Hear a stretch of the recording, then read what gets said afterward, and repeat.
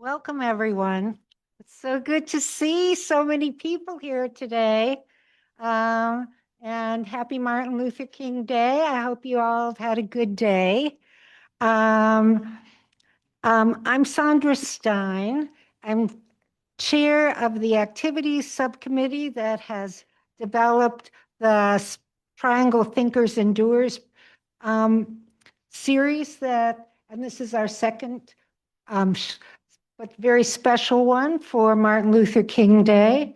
I'm very bad at talking into these, so excuse me.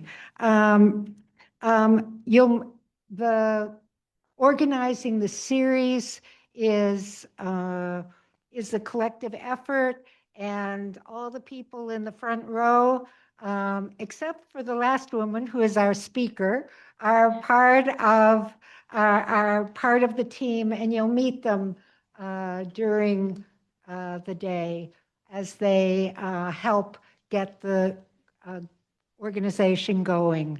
They're um, Alexander, um, uh, listen to me, Elizabeth Gillis. I was trying to do it by Ellen Miller, Jack Gartner, and Diane Sasson, and Linda um, Carlson, who's not here right now. Um, I can't imagine a more appropriate speaker for today than Professor Deondra Rose, who has devoted her career to examining the ways in which education policy has enabled the expansion of democracy in our country. Let me tell you a little bit about her, although you might have read it all right on your sheets. Deondra is a professor of public policy, political science, and history at Duke University's Sanford School of Public Policy. Her research focuses on U.S. higher education policy, political behavior, American political development, and the politics of inequality. She is both a thinker and a doer. I first got to know Deondra when she was serving as the director of POLIS, the Center for Politics at Sanford, which provides opportunities for students to conduct research that shapes policy. At the time, I was head of the People's Alliance Race Equity Team, and the background research your students conducted for us enabled us to work with the sheriff to improve conditions for the county jail here in Durham. And Deondra told me earlier that she's working on a similar project that we can all help with if we're interested. And she's going to talk about it later. Deondra currently serves as the inaugural chair of the Sanford School of Public Policy's Faculty Council and as senior advisor and faculty chair of an important new initiative of Provost Alec Gallimore that focuses on pluralism, free inquiry, and belonging. Professor Gallimore has created the initiative to widen Duke's efforts to engage challenging societal issues from multiple perspectives and nurture the habits and skills needed for difficult conversations. I'm delighted that Deondra has taken the lead on this. Professor Rose has been winning awards for her work ever since she completed her dissertation, which won 2 different Best Dissertation Awards from the American Political Science Association. Her new book, The Power of Black Excellence, HBCUs and the Fight for American Democracy, continues this pattern of distinction. It has just received the 2025 award for the best book on race and political change from the Race, Equity, and Politics section of the APSA. The book examines the crucial role that historically Black colleges have played in American political development. As U.S. Representative James Clyburn wrote, in this important and timely work, Deondra Rose expertly explores how HBCUs have functioned as incubators for many Black Americans to acquire and develop the invaluable knowledge, skills, and sense of community necessary to build successful businesses, political careers, and drive movements for social change. We'll have copies of the book to sell, courtesy of the regulator, after the event. I know you're all ready to hear from Deondra herself. She'll be talking for about 30 minutes, followed by 30 minutes of questions and answers. Linda, Jack, and Ellen have been passing out cards for you to write down your questions. And as we go along, if you haven't gotten a card and you want to get a card, please raise your hand and they'll bring it over for you. Then we'll collect them at the end of the talk for Diane, who will present them to Deondra. That way we hope to get as many questions as possible addressed. So finally, Deondra, thank you for spending your afternoon with us. The mic is yours.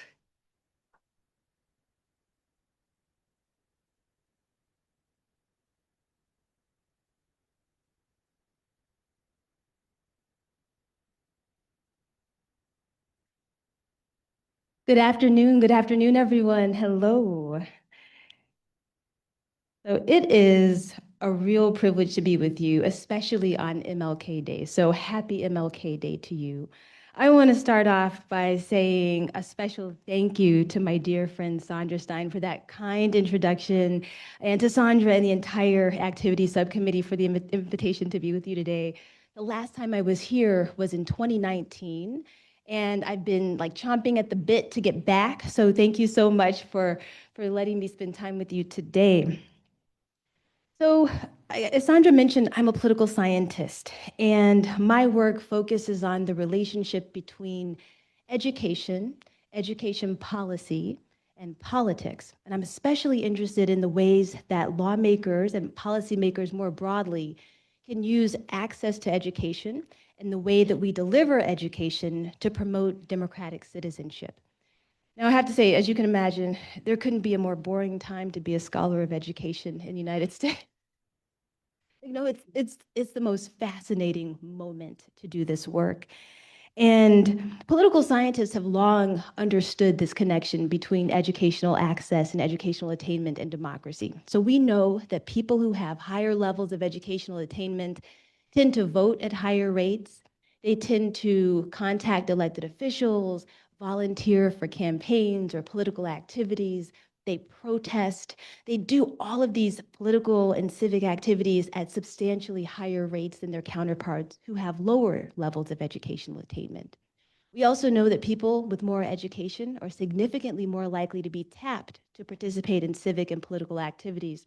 So, as a matter of democracy, and thinking about our country's political landscape, access to education is crucial. So this is what I've spent my life studying.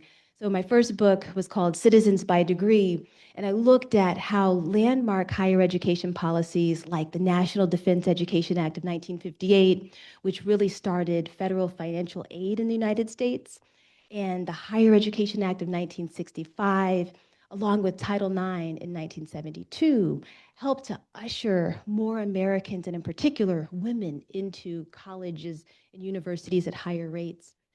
I also have, in the course of this work, paid attention to programs like the GI Bill, which was transformative in providing expanded access to higher education across generations.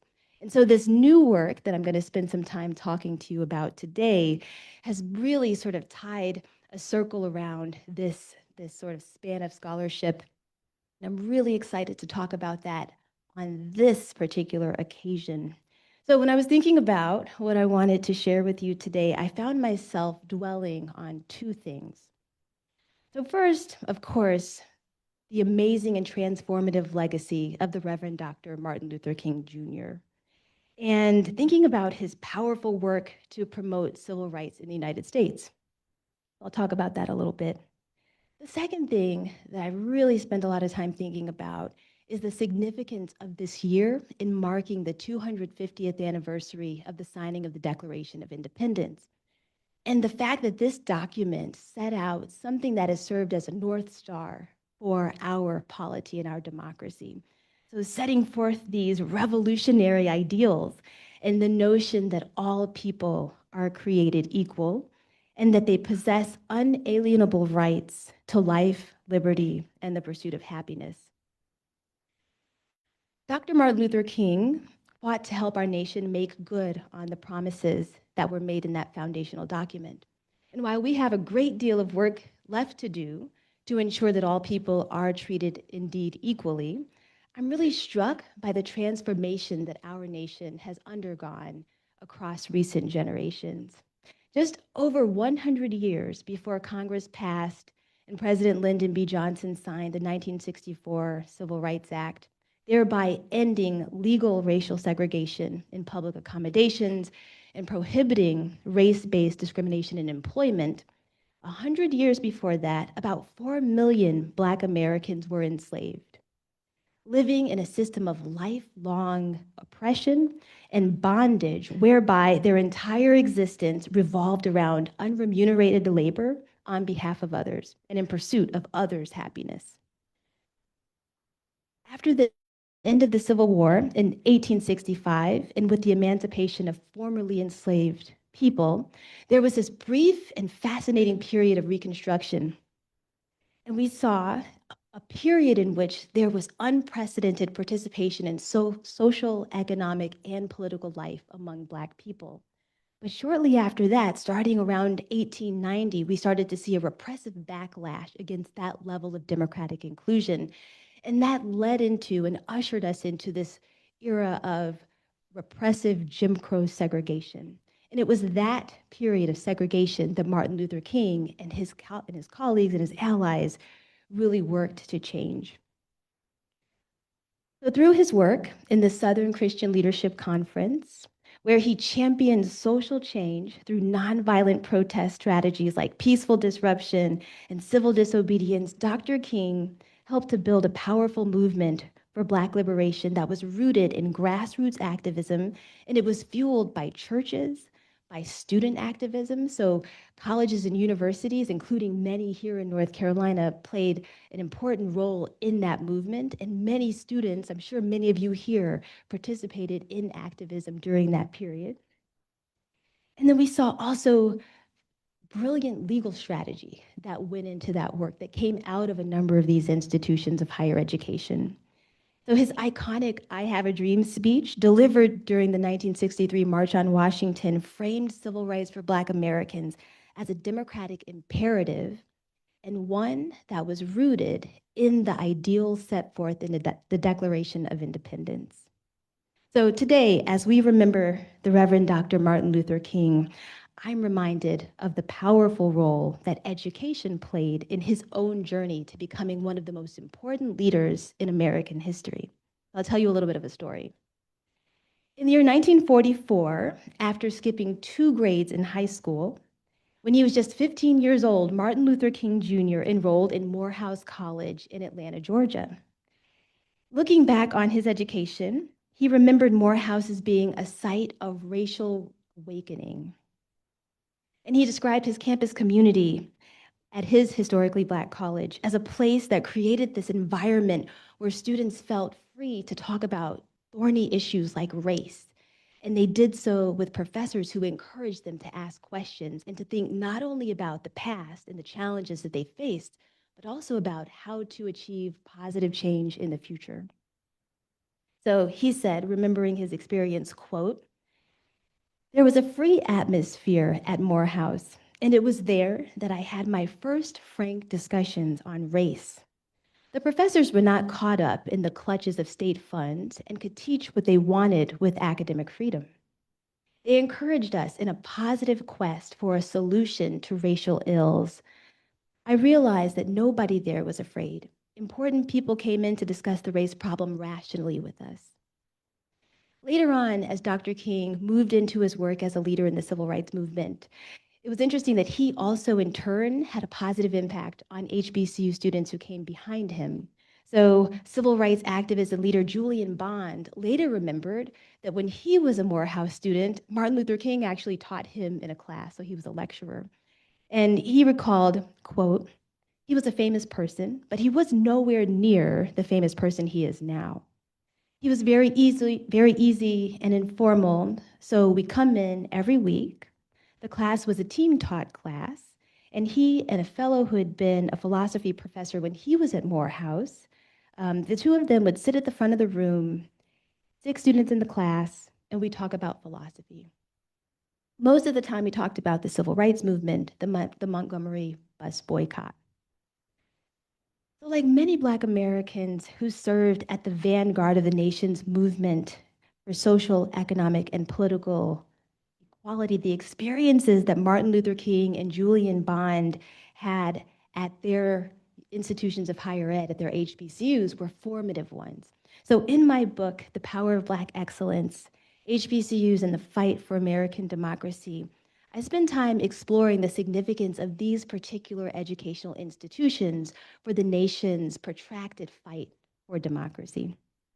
And so, thinking about how HBCUs figured in the American political landscape over 130 years and what that's meant over the course of time, the implications for the current moment that we're in, and I think also the lessons that we can learn from that work as we look toward the future is instructive.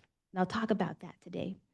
So the research that went into this particular study was drawn from a wide range of resources. So I just want to tell you a little bit about the research process that went into this. So is it okay if I get a little nerdy with you? Is that okay? Okay, I'll be geeky for like 1 minute. So this research, it draws on archival analysis, historical analysis. So I really love digging into archives. So the congressional record, memoirs, the Congressional Globe, historic newspapers, historic Black newspapers in particular. Like there's a lot of sort of digging that it takes to find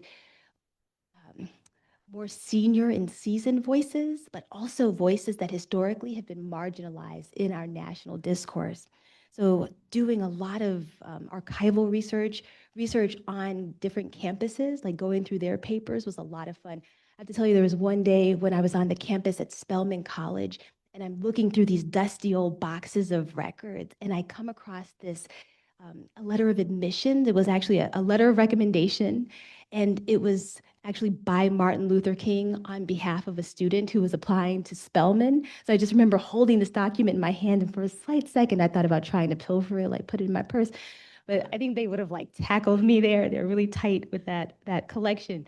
But that is how I generated a lot of the historical data.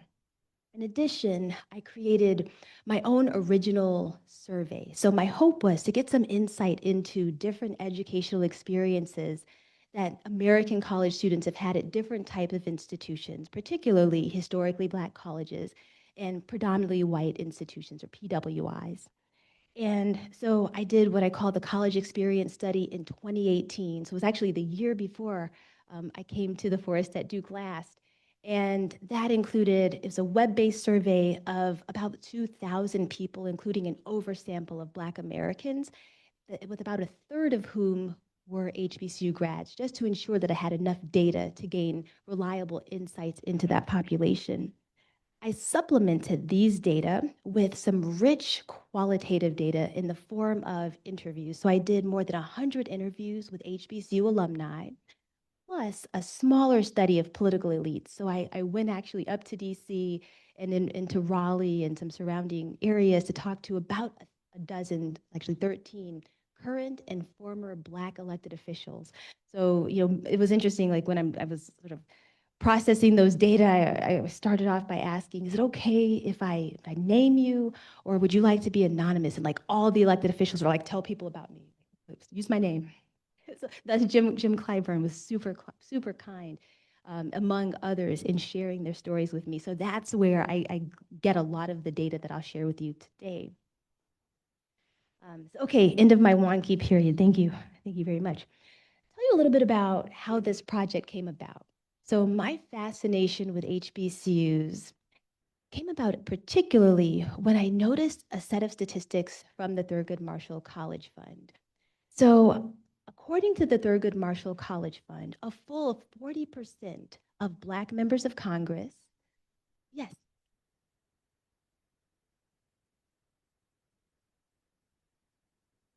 absolutely. Thank you for letting me know. Is this better? Thank you so much. Okay, so I'll make sure it stays right here. Thank you. Okay, I'll start my statistics again. Thank you. 40% of Black members of Congress, 50% of Black lawyers, and a full 80% of Black judges in the United States were educated at HBCUs. So I thought was stunning. And as defined by the Higher Education Act of 1965, the term HBCU refers to any college or university that was established before 1964 with the sole mission and core purpose of educating Black Americans. There are today about 101 HBCUs currently in operation. A full 90% of HBCUs are located in the South. North Carolina has a hefty share. There's even one right here in Durham, North Carolina Central University. HBCUs today educate about 9%, 9% of American college students who are African American, and only about 2% of all college students in the United States. So especially since 1964 and the outlaw of race-based discrimination in terms of college admissions, competition for Black students shifted a great deal. And so the distribution of students attending PWIs compared to HBCUs has shifted. In 1976, 18% of Black students went to HBCUs. Before 1964, it was as many as 90%. So my research on HBCUs and the role that they've played in American political development grapples with three major questions. So as you can probably tell, I could talk about this all day. I could probably talk about many things for a long time, as my sisters would tell you. But I'm going to focus on three particular questions today, and then I'd be excited to expound on any of those during our Q&A session. So a few questions that were really fascinating to me and that drove my research that I'd love to share some of what I found with you today. So the first question is, how did HBCUs come about between 1837 and 1964? So during a period when there was a lot of uneven treatment of Black Americans and uneven access to institutions and opportunities that could yield socioeconomic mobility. The fact that we saw this stunning increase in institutional opportunities to pursue college degrees during this period for Black Americans is really striking. So it's, for me, really interesting to think about how those institutions came to be during that period. Second, I'm really curious about whether HBCUs have had a special impact on American political development and the political landscape. So thinking about those figures from the Thurgood Marshall College Fund, I think that's fascinating that we see this high representation of HBCU alumni in terms of the American political landscape. And I'm curious, is there something of an intentional approach that these institutions have taken toward shaping politics? And then finally, I'm wondering, is there a secret sauce to how HBCUs do their work? Is there something that's happening on campus in terms of, say, how faculty are approaching their work in the classroom, or something about the campus communities that they provide that is contributing to this high level of civic and democratic engagement among their alumni? So those are some of the things that I dig into, and I'll tell you a little bit about what I found on each of those. So first, this question about how HBCUs came to be and how we got to see this striking increase in HBCUs in the educational landscape between 1837 and 1964. So first, I should say that in terms of scholarship on higher education in the United States, there's long been this conventional wisdom that education is pretty laissez-faire when it comes to federal government intervention. So we've long held this understanding that at the level of K through 12 education and beyond, it's primarily a state and local government thing. But I think that this example of Black education historically in the US belies this notion. So if you look at how the federal government has shaped access to higher education, particularly for Black Americans, there's been a lot of activity. And I should say that, that conventional wisdom holds that the federal government really started to intervene in the mid 20th century. So starting with if you're familiar with that National Defense Education Policy preceded by the GI Bill. The GI Bill's really sort of marked as the critical turning point where we started to see the federal government play a really powerful role in shaping who has access to college degrees. But I argue that if we consider the longer arc of enslavement, of anti-literacy laws, of segregation on the basis of race, there have been these government-sanctioned policies that have actually shaped and restricted Black access to educational opportunities early on. And that's an important policy action to consider when we think about the history of US higher education policy. So what's really interesting when we think about the early influx of HBCU institutions is to consider the Morrill Land Grant Act. So for any history buffs in the House who might focus particularly on education, these policies might be familiar. So in 1862, Justin Morrill, who was a member of Congress from Vermont, set his sights on helping to democratize access to colleges in the United States. So his own story was fascinating. He was a very successful businessman, and although he never had the opportunity to attend college, he felt a little self-conscious about it, and he felt that the federal government should do something to help people get a college degree in the way that would have helped him. So he, between, I'm going to say the 1840s through 1850s, started to think through and how to craft a program that would democratize access to college. And so it resulted in the creation of land grants, where the federal government basically distributed scripts of land to every state to help them create and establish a flagship educational institution. And so this was a landmark intervention, like to my mind, a powerful example of the federal government shaping educational access in the United States. But it was a one-off policy. And so the federal government provided, help to establish these institutions. But then soon after, the college presidents, the students, the faculty ensconced in them found that they needed a little more support. So they started to lobby members of Congress for more money.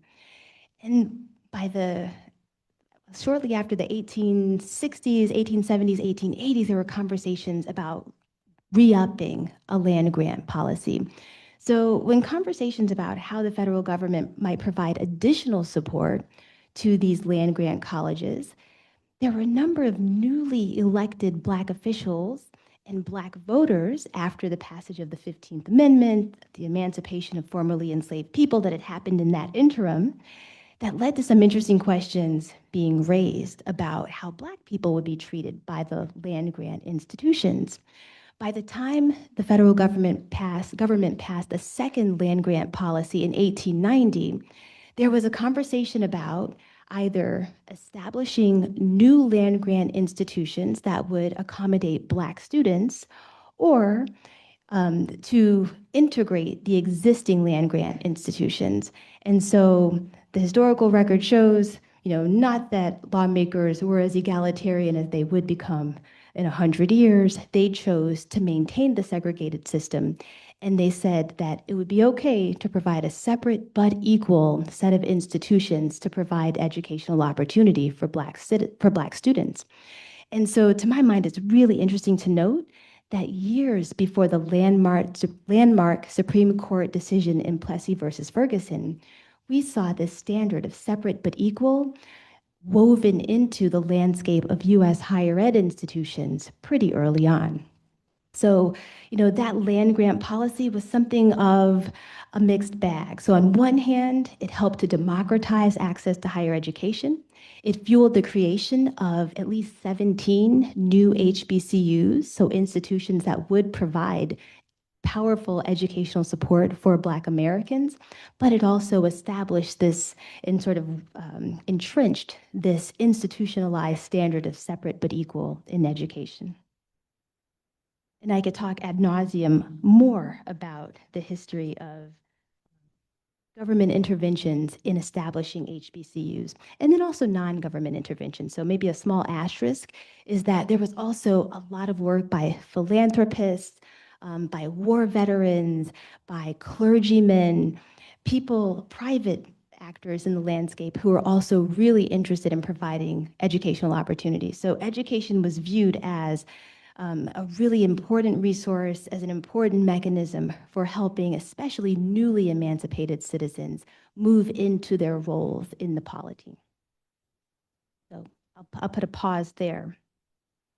So the second thing that I really wanted to grapple with in this research was this question of like what political impact HBCUs have had over their, I guess, since their inception over the course of their existence.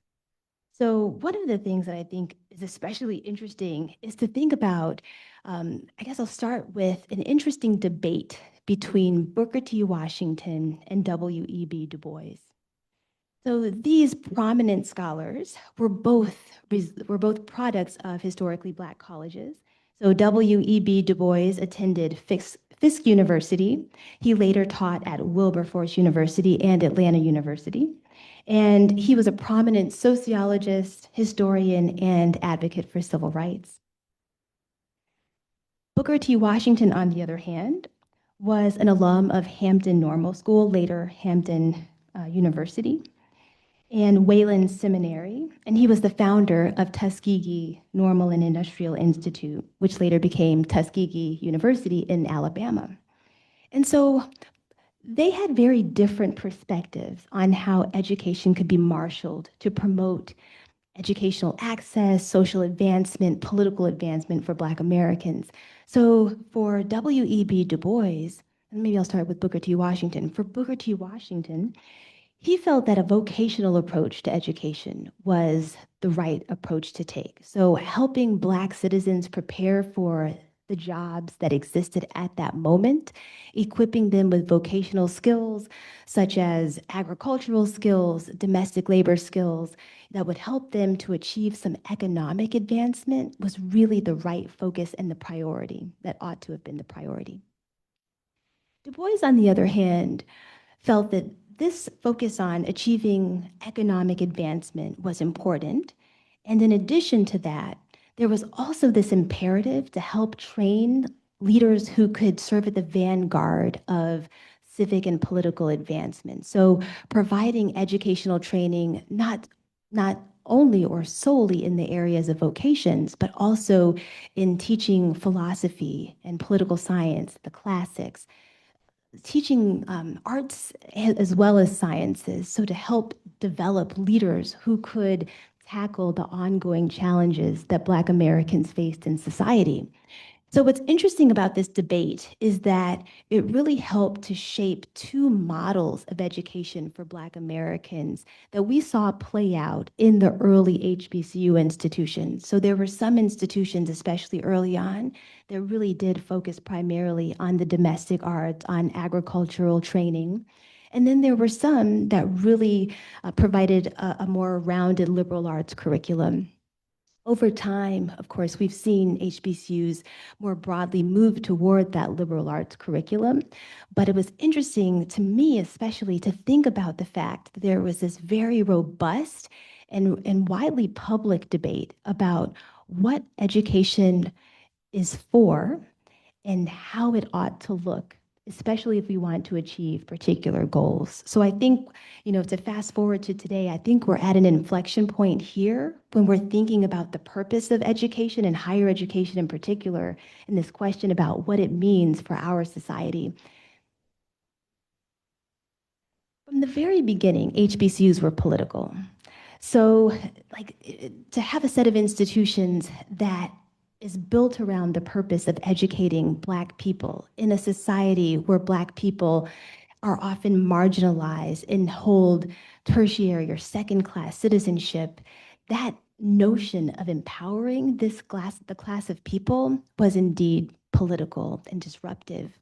And from the very beginning, a number of HBCUs really sort of took that um, sort of that political existence in stride. And so there are examples, for example, of HBCUs hosting public examinations.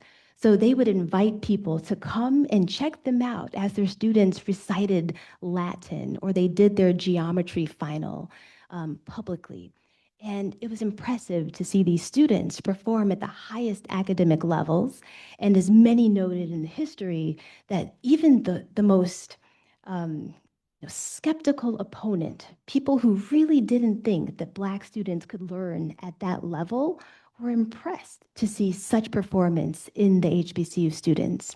There were so many examples of HBCU colleges providing access to scholarships, not only for men, but for women. So I think it's important to recognize that they viewed their work to expand educational opportunity and to help promote upward socioeconomic mobility in a way that was rather egalitarian, especially for that period.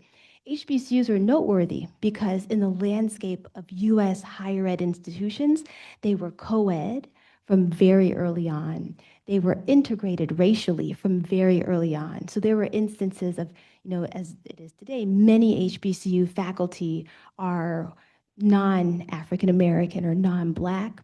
And that was the case even in the 19th century. And so there are some instances, for example, in Tennessee, where integrated HBCU faculty members' own children attended the school. And at one point, the Tennessee state legislature reached out to the institutions of Tennessee State and said, nope, you can't have integrated students at this school. Like you actually need to, omit or exclude the white students who are attending.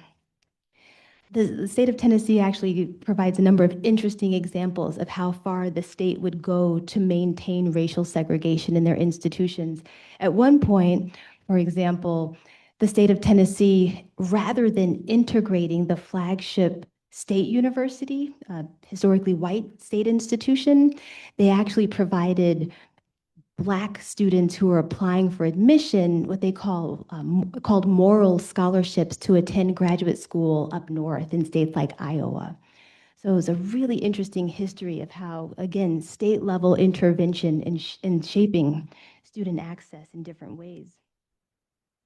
But there was something about HBCU's work to embody and provide an institutional and ocular proof of Black excellence. So this is really the connection between this research and the title of my book. There was something so politically powerful about demonstrating and not only identifying, but cultivating and showcasing and working to exponentially increase the presence of Black academic achievement in the political landscape. There were so many HBCU graduates, especially from the early generations, who traveled to the South and to communities that were struggling with newly emancipated citizens who were trying to figure out how to survive in this new normal. And there were Black teachers who went into these communities and they taught. And so, we had this broad idea of Black excellence and Black achievement, but at the local level, at the community level, HBCUs helped to provide agents who could go into communities, to go into schools, and to provide proof that this was an important and present feature in the political landscape. The final question that I dig into in this research is whether there's a secret sauce to HBCU education.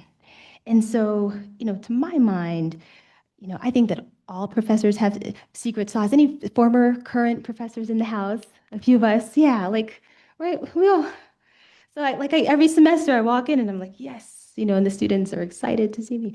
Not always, but what we do, it really matters, like how we teach. And oftentimes, seeing the light bulb go off in your students' minds. I mean, I'd like to think that all of us bring a secret sauce. And still, I think that, one of the things I was struck by when I was doing the research for this project were the conversations with all of the HBCU alumni. To a person, everyone mentioned their amazing professors. I mean, people talk about, I had a professor who, 20 years afterwards, I came to homecoming and, she knew my name. She remembered the class that I took. She could tell me exactly what I didn't read that one week. And I could tell you all the stories. I was going out to party one weekend, and my professor rolls up in her Cadillac, and she says, "Mr. Jones," and he's like, "What's up?" And she says, "I'd like to talk to you. Where are you going?" And he says, "I'm going out with my friend." She says, "No, you're not. You're coming to my house to study." And he says, and she says, "Your mom said." He says, "You don't know my mom." He says, "Yes, I do know your mom. Your mom's Mary Jones, right?" He says, "I guess you know my mom." So, I mean, stories like this, and this person actually, I can hear it in my brain. This person actually tells a story of his professor telling his mom, "I'm going to look after him. He will do well," and keeping that promise to the point where, on a Friday afternoon, she gets him from the corner, takes him, forces him to sit and read a book all weekend. And I laugh. I'm like, this is extraordinary. Like this can't be the norm. And to hear it from so many people, that there were educators who treated them like family. My favorite was, we were supposed to go to see the Civil Rights Museum in Alabama. And so I ended up, I overslept. And then, knock, knock, knock, knock. I go to my door, it's my professor. I'm like, "How do you know where I live?" And the professor says, "You get on this bus." And I'm thinking to myself, I don't know where my students live. I don't want to know where they live. But also, like, just to be inspired by that level of holistic engagement and investment in students' development and well-being, doing this research really inspired me actually to change in some ways how I approach teaching, how I think about my role as an educator. So to my mind, like, there's something powerfully important and consequential in HBCU faculty. Additional factors that came out in the data. So many people pointed to the significance of history in the required curriculum, and Black history in particular. So many talked about how before they came to college, they never had the opportunity to learn about the African diaspora or to view the Black experience in the United States as something that extended beyond enslavement, and to see it, both its challenges, but also its inspirational points and aspects. They talked a lot about community service as being an important curricular requirement. So for many HBCUs, doing a certain number of community service hours is expected for graduation. And I remember somebody lamenting, at my HBCU, you have to have 100 hours. And I transferred after 2 years, and they did not prorate it. There's a lot of volunteering. Thinking about campus communities that are in many ways stretched. So we know historically HBCUs have never received the same level of funding as their counterparts. And this includes those state land grant institutions that, based on the statute, were entitled to those separate equal amounts of funding. And yet, I want to say in 2021, the White House commissioned a study to delve into this question of what the funding gap is, and came up with a figure of $13 billion owed to HBCUs, to the point where the Department of Education reached out to about 13 state governments and governors, asking them to work to rectify that gap.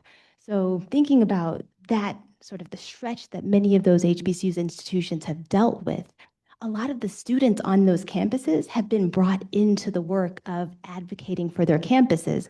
And one example is students who've gained experience fundraising for their campuses. So people talk about the fact that, oh yeah, I worked as a fundraiser, helping out during, events on campus.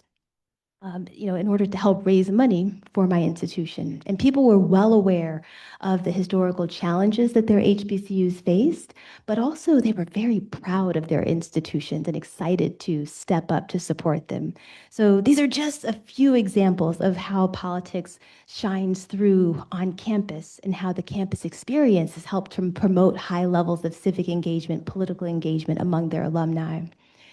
So I'm sure I'm probably talking and talking, and we need to turn to Q&A soon. Is that right? Am I doing okay on time? So sometime soon. But one of the things that I hope we'll get a chance to talk about are the lessons that we can take from this research and maybe broader considering and grappling with this question of education and its democratic purpose as we consider how we address the challenges that we face today. So thank you so very much for the opportunity to share. I'm so excited to chat more during Q&A. Thank you, Deondra. Much. So while Jack and Ellen are picking up cards, I will get us started. I noticed in the introduction or the dedication to your book that you dedicated your book to your grandmother. And could you tell us a little bit about her and why this dedication? Thank you so much for noticing that and for the opportunity to share. So my grandmother is like one of my best friends, like probably my best friend in the whole world. I love her so much. Her name's Shirley, and she's a registered nurse, retired, and I call her Mama, Mama. So my mama, she ended up going to college a bit later in her life experience. So, she got married when she was 19. We're from Ohio, so in Cleveland, and she ended up getting married very early, raising a family, and she'd always dreamed of being a lawyer. And she was not permitted to she didn't have the opportunity to go to law school, but she always held on to that dream. So later, after raising her kids, she realized like she wanted to go to college and get a degree, and she ended up getting an associate's in nursing, and it changed her entire life. And I remember one of my earliest memories is being a kid and sitting in bed with Mama on Saturdays as she was studying for exams, and she had these huge nursing texts, and I'd have whatever I was reading upside down, like in my lap next to her.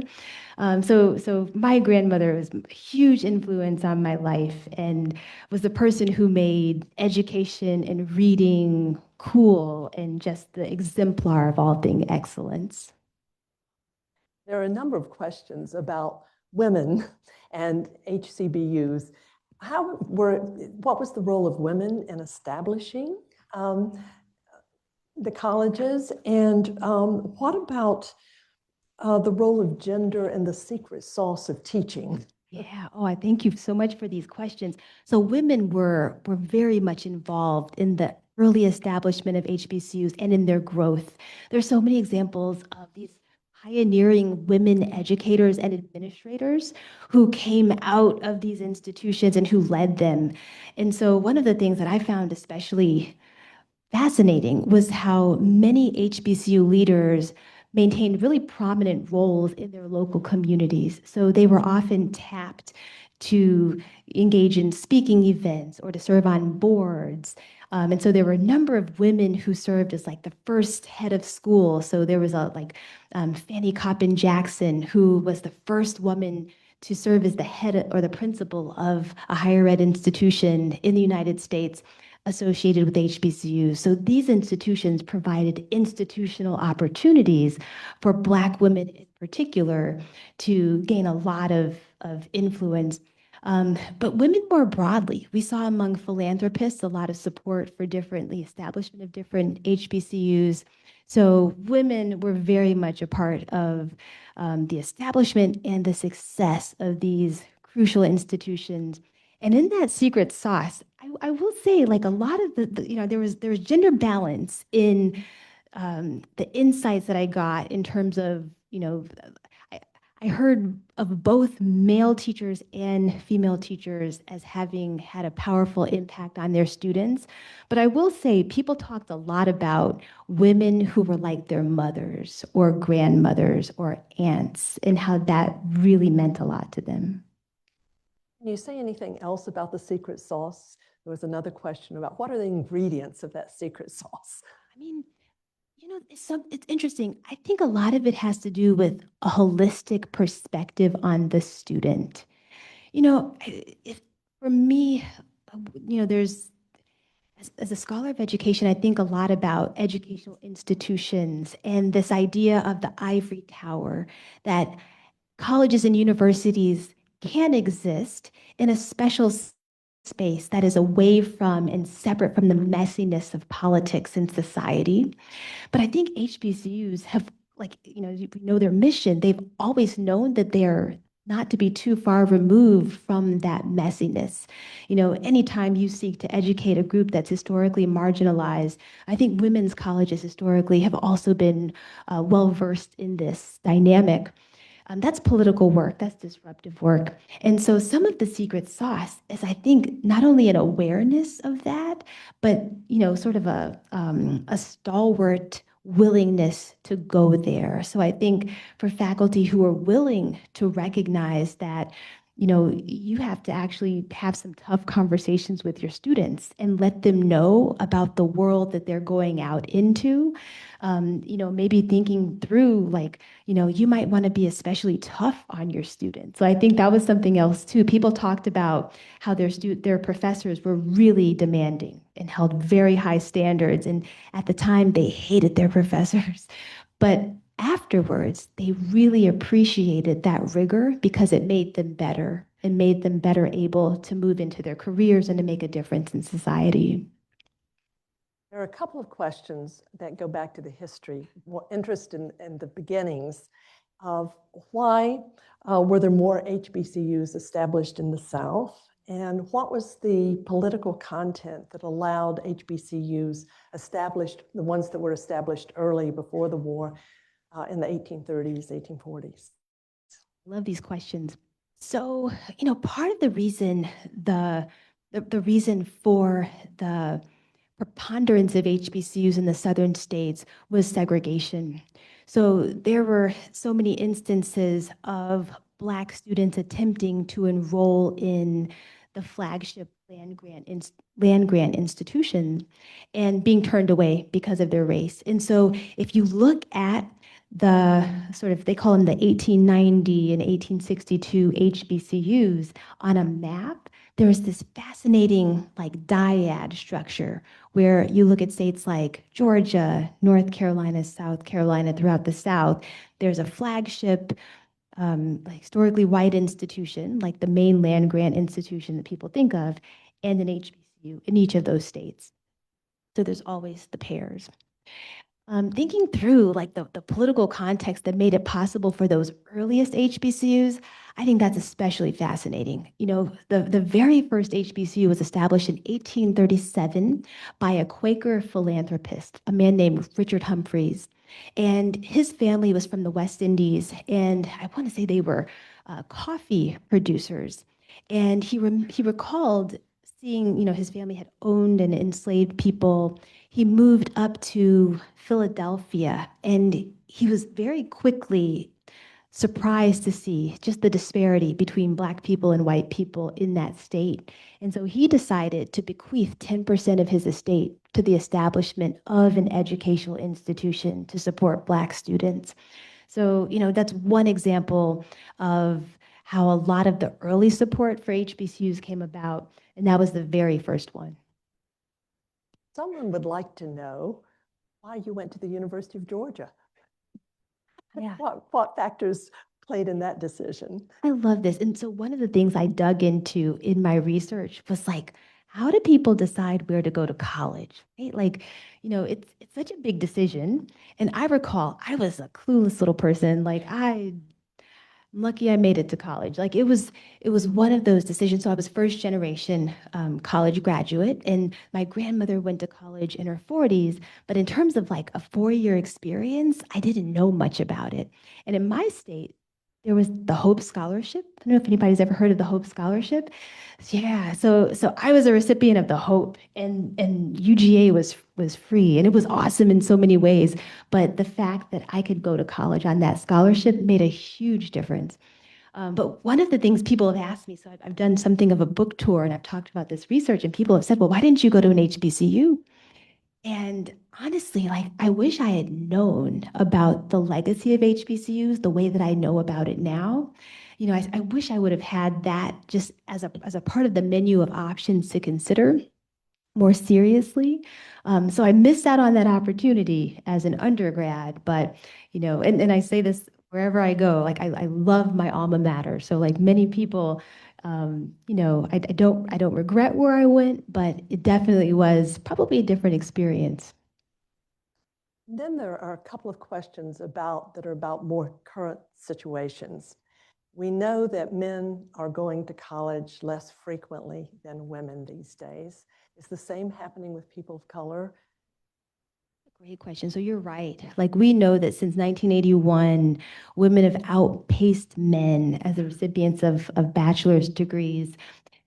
My understanding is that in recent years, I haven't seen, and I you have to forgive me because I don't have these figures top of mind. The big trend that I've noticed has been, especially since the Supreme Court's decision on affirmative action, HBCUs have seen major spikes in applications and enrollments. So there's been something of an interesting shift in where a lot of Black students are choosing to go to college in recent years. We've also seen, now this is a dynamic that has come out in the data, that Black women, so just like overall, we've seen an interesting new gender dynamic in educational attainment, Black women have been matriculating at higher rates than Black men. So thinking through the gender gap today, I think it's important to look intersectionally at race, at like to dig into socioeconomic status and a lot of those identity factors. And finally, what is the impact today of the dismantling of the administration's desire to dismantle the Department of Education, and how will that affect? Oh, you haven't heard any of the questions? I'm so sorry. I have it on. Can you hear it now? It's just how it's turned. I wish somebody had told me earlier. What? Okay, I'm sorry. The impact of the desire of the current administration to get rid of the Department of Education and the effect on HCBUs. Thank you so much. And I'm sorry, I should have repeated them too. So, the Department of Education, so I'm a historical institutionalist. I spend a lot of time thinking about institutions and their significance. And to my mind, early talk of dismantling the Department of Education, I didn't even take seriously because I'm like, this is essential. And yet, we've seen, with this dismantling, the sort of dissipation of the labor force, there are a number of things that are called into question. So, for example, one of the major things that the department administers are financial aid. So when we're thinking about how the FAFSA, the federal student aid application that students have to fill out before they can get their grants or their loans, if the administration isn't able to process those forms and to distribute those funds, we're going to see a lot of students held up in terms of their ability to move into college. Another thing that I find especially stressful is, I rely a lot on federal data from the Department of Education. So the National Center for Education Statistics is a resource that I found to be especially important as a researcher and for researchers. And I think that if we get into the process of dismantling data, so, among the many important things that the department does, providing data so that we have benchmarks to understand where we are and where we need to be, I think it's crucial. And that makes me nervous. Another important thing is the U.S. Department of Education provides some oversight to help ensure that at the state and local levels that we're treating all students equally. So providing opportunities for students with disabilities, providing resources for underserved institutions, be they financial or personnel. So I think, you know, yeah, like I think there are some important implications from this dismantling. Thank you so much, Deondra. Oh, thank you all. Thank you very much. Thank you for those questions. And let me remind folks that they're, yes. Oh, yes, one more thing. One more thing. So as Sandra mentioned, Sandra, thank you so much for the reminder. The way that we met was Sandra was kind enough to share a question for my students to address. So I teach an undergrad core class at the Sanford School that's political analysis for policymaking. And one of the things that the students do is they invite questions from our real life policymakers and advocates, and they craft short research memos in order to answer the question. So Sandra and her team provided a fantastic question. The students loved delving into that question, and we're just jazzed to be able to send a memo to a real leader. And so one of the things I've been thinking about is how do I expand this to include more of the state? So recently, I've launched a new organization called the North Carolina Lab for Policy Impact. And one of the things that I'm hoping to do is to include students from all over North Carolina and to help them build those same kinds of research skills and to do that in service of the broad set of policymakers and issue advocates in the state. And one of the things that I think will be important for the success of this is mentorship and access to expertise. So I know there are so many members of our community who, in their current roles or former roles, have a lot of insight or they've gained a lot of insight. So we're also hoping to recruit retirees and people who might be willing to talk to some students. Like if you have some expertise, maybe you were a teacher, to give some insights as students are working on a memo related to education. Or let's say, you are an expert in healthcare. Maybe you were a nurse or, a home health aide and might be able to provide some insight there. So one of the things that I'm trying to do is to find ways to connect our students with so many people in our community. So if you ever feel like you might be willing to share your expertise, we'd be so honored to have you in our network. So I will share information with Sandra on how we might be able to connect. So thank you so much for letting me share.